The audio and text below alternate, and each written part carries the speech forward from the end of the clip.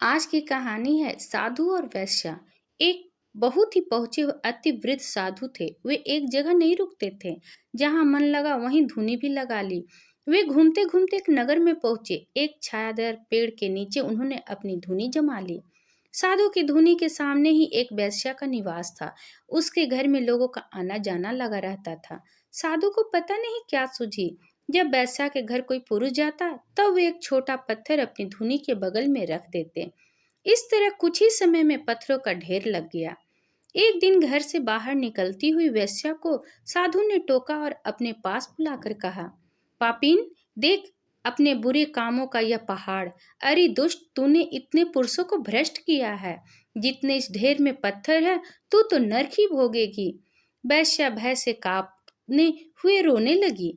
साधु के सामने पृथ्वी पर सिर रखकर गिड़गिड़ाते हुए बोली, महाराज, मेरे पापों से उद्धार का मार्ग बताएं। मैं अक्षरता उसका पालन करूंगी। साधु अत्यंत क्रोधित स्वर में बोला, तेरा उद्धार तो हो ही नहीं सकता। यहाँ से अभी चली जा। तेरा मुख देखने के कारण मुझे आज उपवास करके प्रायश्चित करना पड़ेगा। वैश्या दुखित हृदय के साथ वहां से चल गई।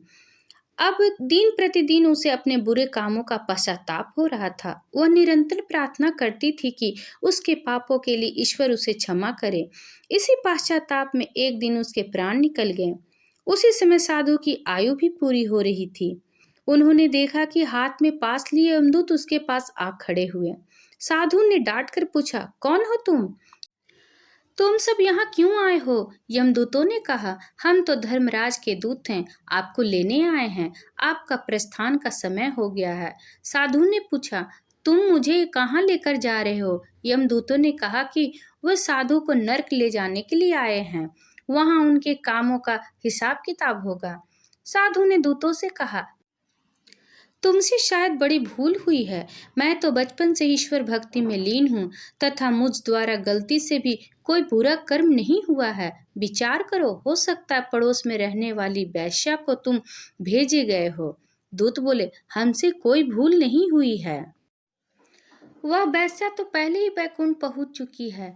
आपने बहुत तपस्या की है, परंतु वैश्या के पापों की गिनती करते हुए आप निरंतर पाप चिंतन ही तो किया करते थे, और इस मृत्यु काल में भी आप पाप चिंतन ही तो कर रहे थे। अतः आपको अब नरक की तरफ ही प्रस्थान करना है। आपके पाप पुण्यों का निर्धारण यमराज करेंगे।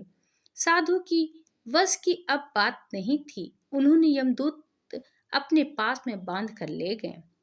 अतः मित्रों, हमें इस कहानी से हमें यह सीख मिलती है कि दूसरों की हमेशा बुराई नहीं तलाशनी चाहिए, एकदम अपने आप पर ध्यान देना चाहिए। यदि कुछ बुराई दिखती भी है तो सामने वाले को सुमार्ग में लाने का प्रयास अवश्य करना चाहिए। इस कहानी पे आपकी क्या राय है, कमेंट करके जरूर बताएं। अगर पसंद आया है तो प्लीज लाइक एंड सब्सक्राइब करना ना भूलें। इसी तरह और भी कहानी सुनने के लिए कृपया बेल आइकन बटन को प्रेस करना ना भूलें। वीडियो देखने के लिए आपका बहुत बहुत धन्यवाद।